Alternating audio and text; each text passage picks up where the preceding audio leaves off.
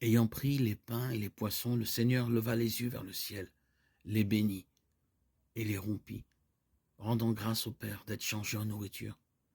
Les pains sont donnés aussi aux apôtres, parce que par eux, les dons de la grâce divine devaient être redonnés. Ensuite, la foule est nourrie et rassasiée de 5 pains et de 2 poissons. Et quand les convives furent assouvis, les morceaux de pain et de poisson furent assez abondants pour remplir 12 corbeilles.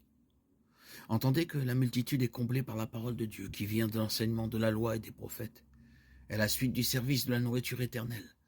La profusion de puissance divine mise de côté pour le peuple païen déborde pour donner la plénitude des 12 apôtres.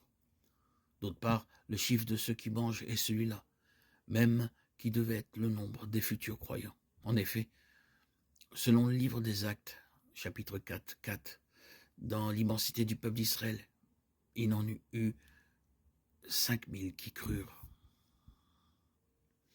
Voici une parole digne de foi et qui mérite d'être accueillie sans réserve. Le Christ Jésus est venu dans le monde pour sauver les pécheurs, et moi, je suis le premier des pécheurs. Mais s'il m'a été fait miséricorde, c'est afin qu'en moi, le premier, le Christ Jésus, montre toute sa patience pour donner un exemple à ceux qui devaient croire en lui, en vue de la vie éternelle. 1 Timothée 1, 15, 16. Bénissons le Christ, le Fils du Dieu vivant, qui s'est fait homme à la plénitude des temps. Béni sois-tu, Seigneur, ô Verbe de Dieu, créateur de l'univers, venu sur notre terre pour sauver les hommes. Fais de nous les témoins de cette bonne nouvelle, soleil de justice, qui a brillé depuis le sein du Père. Éclaire ceux qui gisent dans l'ombre de la mort. Dieu éternellement jeune, petit enfant déposé dans une crèche, renouvelle en nous la simplicité de l'enfance. Pain vivant venu du ciel, pour nous donner la vie éternelle, réjouis nos cœurs. Accorde-nous la joie de vivre toujours en paix. Diffuse en nos cœurs cette admirable lumière que tu as répandue sur nos pères dans la foi.